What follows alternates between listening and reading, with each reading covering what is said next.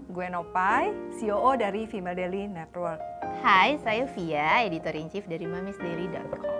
Hai, aku Nisa, aku Head of Event Female Daily Network. Halo, aku Anissa Steviani, ibu satu anak dan senior editor di mamisdaily.com. Hai, aku Dori, aku ibu satu anak, kemudian aku bekerja di Female Daily sebagai sales lead. Hai semuanya, aku Poppy Septia, aku senior editornya Female Daily. Ini baru kali ini nih aku ada di videonya Mamis Daily.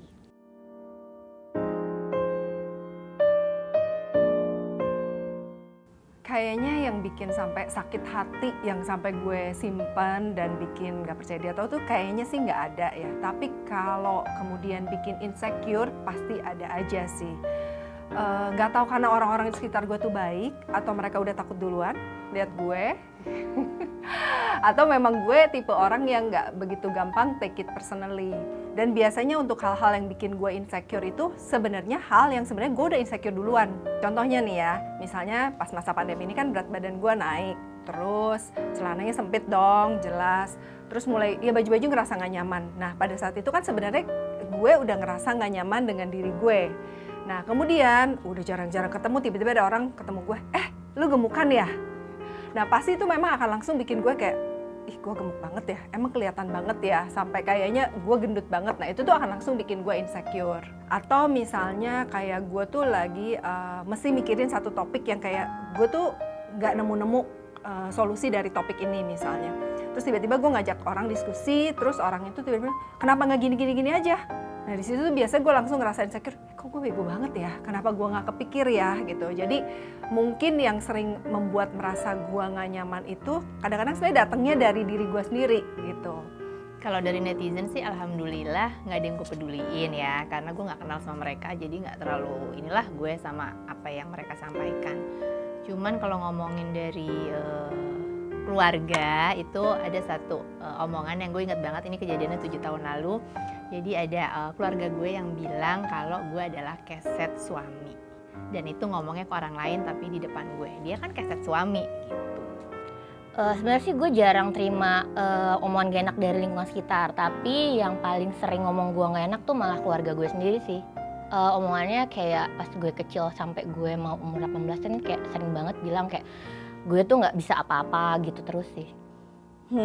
Jadi kan gue itu blogging ya dari zaman nikah nih, dari persiapan nikah, terus juga dari hamil, bener-bener yang ditulis minggu keberapa, bulan keberapa tuh update-nya apa gitu. Jadi memang udah ada pembaca blog yang baca dari gue hamil. Nah waktu itu kondisinya adalah orang tua dan mertua di Bandung, sementara kami berdua di Jakarta. Jadi dari hamil 6 bulan itu udah cari daycare. 6 tahun yang lalu daycare itu belum kayak sekarang. Jadi nyari daycare tuh benar-benar mencari jarum di dalam jerami ya kan. Kayak susah banget dan ya orang tuh masih asing banget sama konsep daycare gitu. Konsep menitipkan anak bayi dibawa keluar rumah setiap hari terus ditaruh di daycare tuh mengerikan. Jadi saat melahirkan udah gitu anaknya lahir dan ditaruh di daycare, setiap ketemu orang dan ditanya anaknya sama siapa gitu, ibunya kerja anaknya sama siapa. Kalau gue bilang di daycare, otomatis orang akan bilang kasihan banget ya anaknya, kasihan banget sih ibunya kerja anaknya di daycare. Itu kayak bener-bener literally setiap orang yang ketemu gue bilang kayak gitu. Jadi emang capek banget karena kalau emang orangnya patut diberi penjelasan biasanya dijelasin aja bahwa daycare itu gak mengerikan kok, mbaknya baik-baik. Terus juga kasus kekerasan pada anak di daycare itu jumlahnya jauh lebih sedikit dibandingkan kasus kekerasan anak di rumah sama asisten rumah tangga. Biasanya kalau lagi mood gue jelasin kayak gitu tuh, tapi kalau lagi gak mood ya orang jahat mari kita jahatin balik. Jadi biasanya gue pasti tersinggung kan, cara ngomong orang beda-beda ya, ada yang bener-bener kasian banget anaknya kayak ngejudge gitu, ya udah gue judge balik lah ya, kayak emang kenapa kayak dijahatin balik lah. Tapi so far sih itu. Sama satu lagi pernah sih, kalau ini netizen di Instagram, jadi FYI setelah masuk ke Instagram itu netizennya bener-bener lebih parah daripada netizen di blog karena lo ngerasa bisa ngomong di depan mukanya gitu kan. Jadi orang pernah bilang gini, kasihan banget ya mbak jadi suaminya gak pernah diurus sama mbak gitu. Gara-gara gue gak pernah masak dan yang ke pasar adalah suami aku ya kan. Suami aku aja tidak apa-apa, kenapa dia julid. Pokoknya dia kayak kasihan banget, hati-hati loh mbak nanti suaminya cari istri lain, kurang lebih kayak gitu. Terus gue yang hah ya udah bisa apa lagi ya kan, selain ya udah diemin aja sih orang kayak gitu. Oke, ini sebenarnya bukan hate speech sih, tapi lebih ke gimana cara kita beretitude dalam berbicara atau bertanya kepada orang yang sebenarnya kamu jarang ketemu atau kayak bahkan kita udah lama nggak ketemu gitu. Jadi di waktu itu tuh gue pernah ketemu, ini sih sebenarnya temen gue, cuma temennya tuh jauh banget. Jadi gue kenal dia itu benar-benar nggak pernah satu sekolah, dan kita kenal ya udah cuman kayak dari teman ke teman aja. Terus tiba-tiba pas udah gede ini pun juga gue udah kayak nggak pernah banget ketemu sama dia gitu loh dalam beberapa tahun lamanya. Dan ketemu lagi itu di mall, waktu itu dia udah punya anak dan gue juga udah punya anak. Terus tiba-tiba dia kayak ketemu, terus dia, "Hai Dari," oh mukanya manis banget ya, gue kayak, "Hai," gue gitu kan. Tiba-tiba dia bertanya sesuatu yang bikin gue kayak, "Dari, lo hamil lagi?" gitu. Nah itu tuh sebenarnya kayak, gue nggak apa-apa sih dia mau nanya atau gimana, tapi kayak, lo kan gak pernah ketemu gue, masa lo basa-basinya di awal kayak gitu sih, bahkan lo gak nanya kabar gue gitu. Nah karena setelah gue banyak belajar, karena gue bekerja di Female Daily yang juga ada Mamis Daily-nya, di situ gue juga belajar kayak harusnya dia tuh gak kayak gitu. Bahkan kayak menurut gue banyak loh basa-basi lain yang bisa dia ungkapin, yang biasa dia tanyain atau ungkapin ke gue. Kayak misalkan ya udah lo tanya aja, anak lo umurnya berapa sih? Atau kayak sekarang di mana anak lo, udah TK, udah sekolah atau apa, daycare atau apa gitu. Sebenarnya banyak basa-basi yang bisa lo bungkus dan lo utarakan kepada orang yang bener-bener udah lama gak ketemu sama lo gitu. Nggak cuman kayak, "Dari lo hamil lagi," itu tuh kayak terus udah gitu mukanya tuh kayak sambil kayak ketawa-ketawa, senyum-senyum gitu, dan menurut gue itu nggak lucu sama sekali gitu. Kayak, kenapa lo bilang, kok lo gendut banget gitu. Itu sesuatu yang menurut gue dalam beretitude lo saat ketemu orang yang udah lama nggak ketemu sih gitu. Oke, jadi waktu itu tahun 2011 aku pernah dapat omongan sebenarnya nggak terlalu menyakitkan sih, cuma pada saat itu karena aku anak baru di kantor itu, jadi rasanya tuh kayak kayak diremehin banget gitu loh. Dan itu cuma soal kecil yang kayak dia juga belum kenal aku, jadi dia senior aku, ini aku di kantor sebuah stasiun televisi tahun 2011, berarti udah 9 tahun yang lalu. Pada saat itu tadinya tuh aku kan news reporter, tadinya tuh aku yang report yang sampai turun ke jalan itu loh, seperti yang teman-teman pasti bisa pernah lihat di TV gitu. Tapi pada saat itu aku lagi diganti ke program lain yang jadinya soft news, jadi bukan hard news, jadi lebih ke entertainment gitu, jadi lifestyle gitu bahasannya. Jadi aku nggak pakai seragam. Nah kayaknya dia tuh sensi dengan aku nggak pakai seragam kantor. Dia bilang, waktu itu aku lagi pakai dress gitu, rapih gitu lah ke kantor, karena tuh aku di kantor kan, nggak turun ke jalan gitu, nggak report di jalan gitu. Jadi bidangnya juga udah beda waktu itu, karena yang ngebahasnya lifestyle, ngomonginnya fashion, ngomonginnya beauty, ngomongnya segala macam. Jadi ya udah aku pakainya bukan pakai baju seragam kantor gitu. Memang pada saat itu nggak harus pakai seragam kantor setiap hari, dan dia bilang, "Pop, lo tuh terlalu rapih deh buat kerja di sini. Lo tuh harusnya kerja di majalah aja." Gitu. Jadi kayak, "Oh gitu ya Mbak," gitu. Gue yang kayak gitu, cuman kayak, loh maksudnya gue nggak pada saat itu gue berpakaian selayaknya mau ke kantor, rapi aja pakai dress, dan bukan yang tidak sopan gitu loh. Jadi maksudnya apa yang salah ya, dan kenapa dia nggak enak banget ngomongnya. Kan gue baru masuk situ untuk pingin mewujudkan keinginan gue pada saat itu, pingin jadi reporter TV gitu. Terus kan pasti ya kalau ada omongan kayak gitu kan jadinya drop ya. Tapi abis itu gue langsung, oke, gue kerja di majalah aja.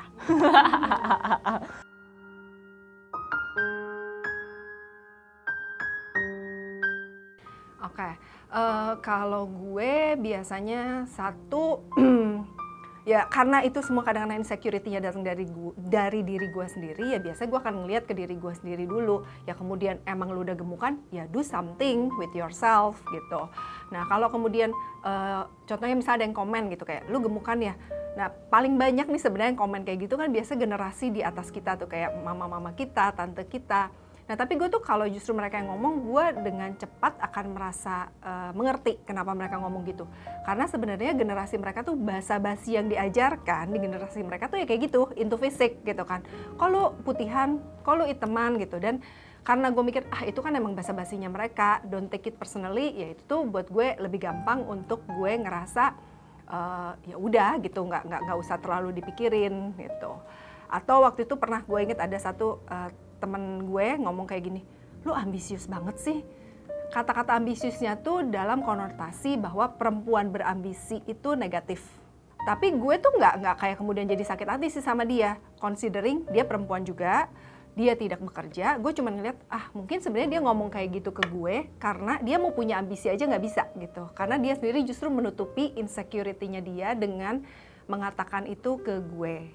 Oke, satu, pahami aja bahwa nggak semua hal yang lo lakukan itu harus lo jelasin ke orang lain dan orang lain tuh harus tahu. Yang penting fokus pada orang-orang terdekat lo aja. Kayak ketika gue dikasih tau begitu, gue bener-bener mencoba berpikir ulang apakah gue memang seperti itu, tapi based on fakta-fakta enggak, ya udah, jadi gue nggak ambil pusing itu.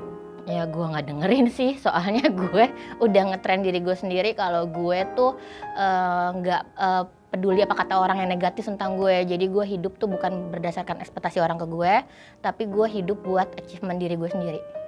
Jadi gini, paham banget ya pas lo melahirkan pertama kali itu benar-benar kayak semua tuh runtuh gitu kan, aku siapa gitu. Nah itu yang bikin ibu-ibu biasanya jadi gak percaya diri tuh untuk balas omongan orang lain. Jadi kalau ada orang ngomong langsung jangan-jangan iya ya, jangan-jangan kasihan ya anak gue ditaruh daycare gitu.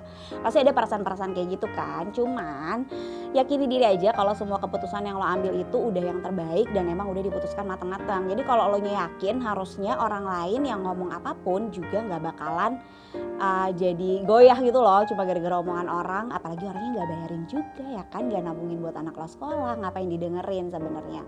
Jadi pertama percaya diri sama keputusan yang lo bikin, terus juga cari support system yang oke. Jadi emang sih kadang-kadang ada ya suami-suami yang janganlah anaknya di daycare, justru datang dari suaminya gitu. Nah lo harus bisa dulu ngeyakinin suami lo untuk anak lo di daycare, karena kalau nggak bisa yakinin suami sendiri gimana bisa ngeyakinin orang lain gitu. Jadi kuncinya adalah percaya diri sama keputusan yang lo buat dan yakin bahwa keputusan itu adalah udah yang terbaik untuk semuanya.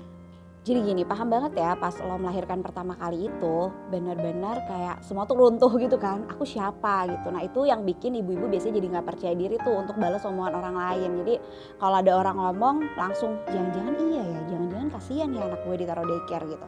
Pasti ada perasaan-perasaan kayak gitu kan, cuman yakini diri aja kalau semua keputusan yang lo ambil itu udah yang terbaik dan emang udah diputuskan matang-matang. Jadi kalau lo yakin, harusnya orang lain yang ngomong apapun juga gak bakalan jadi goyah gitu loh cuma gara-gara omongan orang, apalagi orangnya nggak bayarin juga ya kan, nggak nabungin buat anak lo sekolah, ngapain didengerin sebenarnya.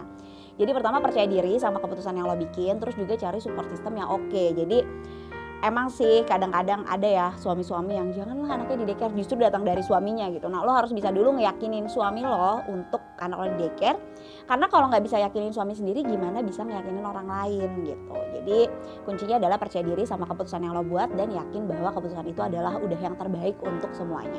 Gue tuh orangnya sama sekali nggak peduli ya apa kata orang gitu. Jadi kayak waktu pas dia ngomong kayak gitu ke gue, ya udah gue cuma senyum aja, tapi ada senyum di balik bakwan.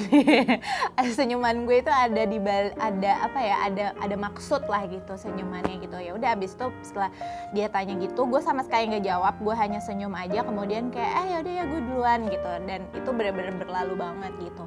After itu ya udah gue benar-benar kayak ngerasa emang gue gendut banget ya gitu. Udah, tapi hanya pada saat itu aja. Terus gue benar-benar kayak nggak masukin omongan dia ke dalam hati, tapi gue kayak berusaha ngebuktiin kayak udah, gue abis itu kayak emang ternyata maksudnya dia itu, gue berusaha untuk mengafirmasi diri gue dengan omongan itu menjadi lebih membungkus omongan orang itu menjadi lebih positif gitu. Jadi kayak oke, ternyata badan gue kayak gini itu nggak bagus juga buat gue, bukan karena penampilan, tapi bener ternyata kesehatan gue juga nggak baik gitu. Jadi gue berusaha mengafirmasi diri dengan itu aja sih, jadinya jadi gue nggak dendam juga ke orang itu, bener-bener kayak ya udah gue biasa aja, bener-bener masuk kuping kanan keluar kuping kiri, tapi ya udah gue buktiin after that gue kesehatan gue lebih bagus, otomatis tampilan gue juga lebih baik gitu. Sebenarnya karena aku ngerasa pasti down ya pertama kali, apalagi itu masih kayak early 20s, masih labil, belum sedewasa sekarang gitu. Pasti ngaruh tuh, jadi kayak kepikiran, tapi nggak lama-lama karena dia yang pertama aku mikirnya dia bukan orang yang kenal aku. banget gitu. Jadi kayak aku baru beberapa bulan masuk kerja, dia belum bisa menilai aku secara lebih dalam gitu. Dia cuma lihat dari pakaiannya, lo terlalu rapi, lo mungkin kayak terlalu princessy gitu untuk jadi news reporter. Pada saat itu dia mikirnya kayak gitu. Jadi kalau aku mikirnya karena dia nggak terlalu dekat, dia belum kenal, dia jarang ngobrol. Kita ngobrol aja tuh jarang, kami berdua tuh nggak yang tektokan ngobrol gitu loh setiap harinya. Jadi aku ngerasa wah dia judge by cover banget gitu. Jadi ya udah aku nggak terlalu pikirin. Mungkin aku akan evaluasi dan lebih reflektif gitu kalau itu adalah misalnya yang ngomong adalah orang tua atau orang yang paling dekat yang kenal aku gitu. Tapi karena dia nggak kenal, jadi aku menganggap ya udah itu adalah opininya dia yang tidak perlu aku pikirin berlarut-larut gitu.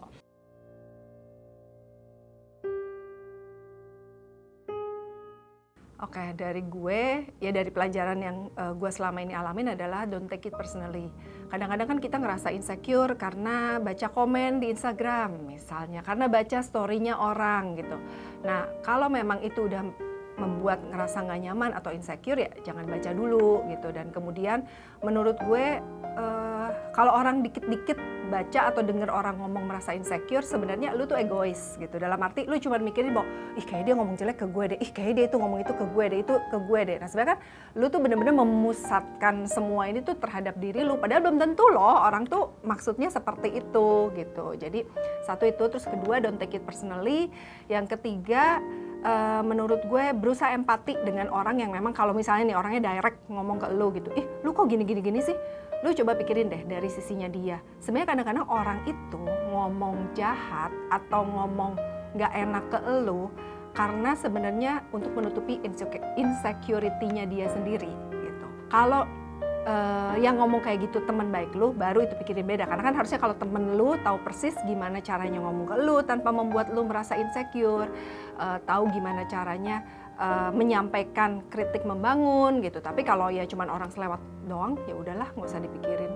Berani speak up kepada siapapun yang komentar jahat atau yang membuat lo nggak nyaman. Kadang-kadang kayak dalam kasus gue, banyak banget orang yang nggak enak hati terus akhirnya dipendam sendiri karena merasa bahwa oh ini masih keluarga yang ngomong, oh ini masih orang tua. Enggak, lo harus bicara apalagi ketika apa yang mereka omongin itu nggak bener. Karena yang paling penting sih adalah kenyamanan dan kebahagiaan lo. Setelah itu kenyamanan dan kebahagiaan orang-orang di sekitar lo. Jadi kalau misalnya lo tidak merasa begitu dan orang-orang dekat lo juga baik-baik aja, perlu kok untuk speak up dan lo harus berani. Tapi lakukan dengan cara yang baik. Jangan sampai menurunkan level kita ke level orang yang bicara nggak baik ke kita. Gitu aja. Tunjukin aja kalau kita beda dari mereka. Pesan gue adalah kalian tuh harus percaya sama diri kalian sendiri. Terus pendapat orang lain yang negatif tentang kalian tuh kayak nggak penting sih buat hidup kalian. Terus kalian tuh ngejalanin hidup tuh nggak butuh approval dari orang lain. Itu sih menurut gue. Jadi harus bisa pilih-pilih mana omongan orang yang mau kita masukin hati, mana yang enggak. Jadi ada teman-teman kita nih yang emang jujur ngomongnya sama kita karena itu emang benar.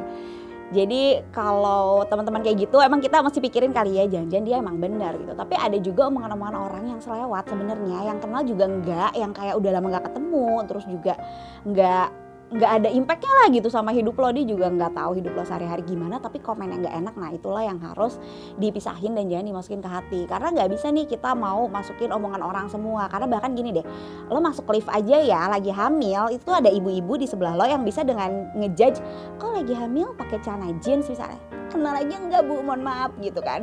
Jadi emang pisah-pisahin mana omongan yang mau lo masukin ke hati dan mau lo pikirin, mana yang enggak.